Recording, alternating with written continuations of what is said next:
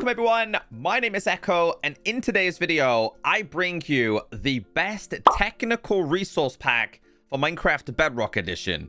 Now, the best thing yet is that this does not disable achievements, and I guarantee you, after watching today's video, you will add this to your texture pack list. Did you guys know in Minecraft Bedrock Edition, the Nautilus shell can go in your offhand? It's kind of like a useless item, but when you're using it with this resource pack and you enter into third person, it is going to show you chunk borders. Not only does it show you chunk borders, it is also going to show you all kinds of slime chunks, which again is going to be great for your slime farms. And just in case you like to have the magic conch shell in your offhand, when you are in first person, your view is not obscured. It only happens when you're in third person in front, or in fact, behind. Now that I have your attention, this was created by Mad Hatter. It even comes with its very own wiki page, which will teach you every single detail that you need to know. Are you struggling to find the center of a village? This will tell you. Are you struggling to figure out where iron golems are going to spawn? This will tell you. Have you been digging endlessly trying to find buried treasure? Well, you do not need to worry anymore. And like I said, it does not disable any of your achievements. Fireworks. This item is going to be even more useful if you're using this pack. Now, one thing I do want to say is don't be discouraged. Even if you're not the most technical Minecraft player, this can be used for the most basic of Minecraft players. So I've just told you guys, Nautilus shell in offhand will show you chunks and slime chunks. Meanwhile, fireworks in your offhand will just show you chunks. Now, chunks in Minecraft are 16 by 16. So this is really good for finding the corner of your chunks. If you're just looking for chunks, fireworks in your offhand is what this is going to do. This is great for making farms, great for finding diamonds, and a whole range of multiple stuff. Now, of course, Minecraft Bedrock Edition doesn't have all the technical stuff like Minecraft Java, but this pack brings it all. So again, I'll go through the details a little bit more. Obviously, fireworks in offhand. Again, exactly the same as the Nautilus shell in first person.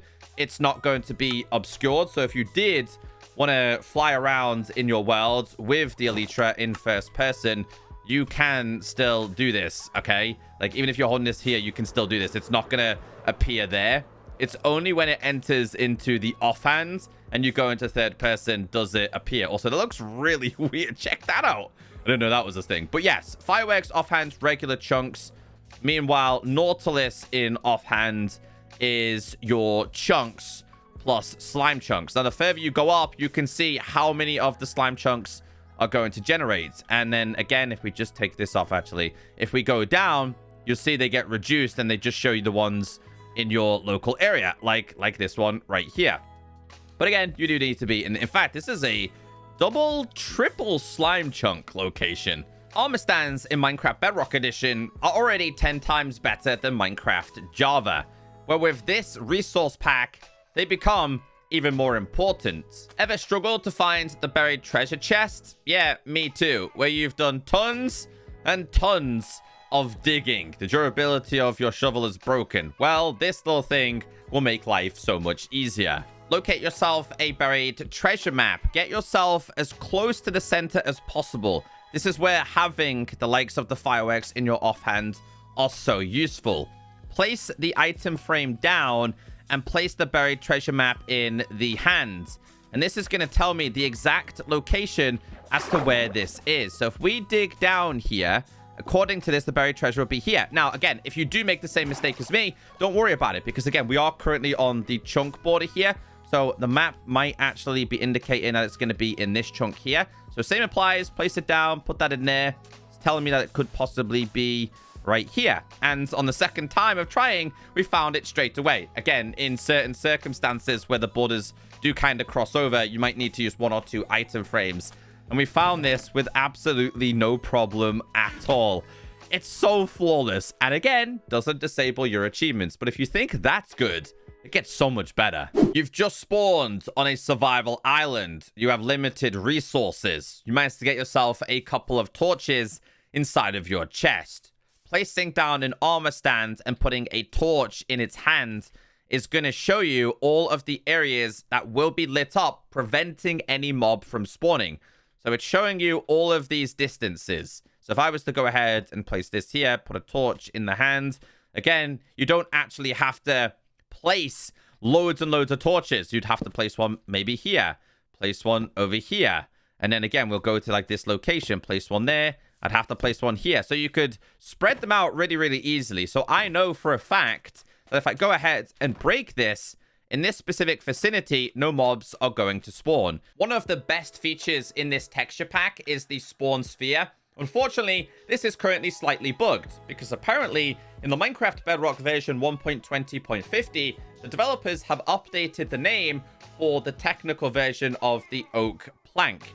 Well, this is meant to show you specific areas on where mobs are meant to spawn. Here is an example of how this is meant to work. Armor stand down, you put the oak plank in the hand, and it will show you the spawning sphere. This will get updated eventually. An armor stand plus a stick will show you simulation distance. Not only that, though, it's also going to show you north, east, south, and that is obviously going to be west. It's going to show you the coordinate directions, especially if you are currently trying to build a farm. Now, we are getting into some more of the technical stuff, but I think from my understanding, the 4 is currently showing you like the active current simulation distances, and then you've got what's on the outer borders. You've got 8, 10, 12. We even have 6 over there as well. Some are related to players, some are related to mobs.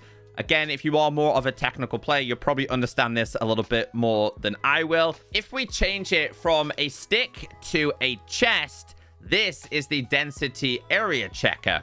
Now, have you ever had it where you've created a mob farm and it's not working great? Now, Minecraft has, I think it's a mob cap of 200. So basically, let's say there was a zombie trying to spawn here. It would check in all of these areas if zombies are also trying to spawn in that location. So that way, number one, if it's another, let's say, a spawner, you could go ahead and break the spawner. If it's a cave, it's incredibly dark, mobs are spawning, you could go ahead and place torches. That means that all the mobs will then be forced to spawn in that location. Most of you will know this one, but armor stand plus a water bucket will show you where crops will be saturated and will actually grow. One of the more valuable features in this texture pack is the ability to check where guardians are going to spawn. Place down your armor stand and put prismarine shard in its hand. It is going to show you every single active location on where a guardian can spawn. This shipwreck generated on top of the water. That is actually perfect. Also very useful. Place down an armor stand, either a sea turtle egg or rotten flesh in the armor stand's hand. And it's going to show you the locations where zombie pigmen or zombies will try and break a sea turtle egg. Armor stand plus gunpowder will show you the scare radius of cats scaring creepers or wolves scaring skeletons, as long as the cat is in this location. Again, useful for creeper farms. An incredibly useful one is in your village. If you get yourself a bed and you place down an armor stand on top, put a poppy in its hand. Now, there's 2 layers here. This inner layer is going to show you the location where iron golems are going to spawn. The outer layer, from my understanding, is going to be the trigger range that a raid can be activated.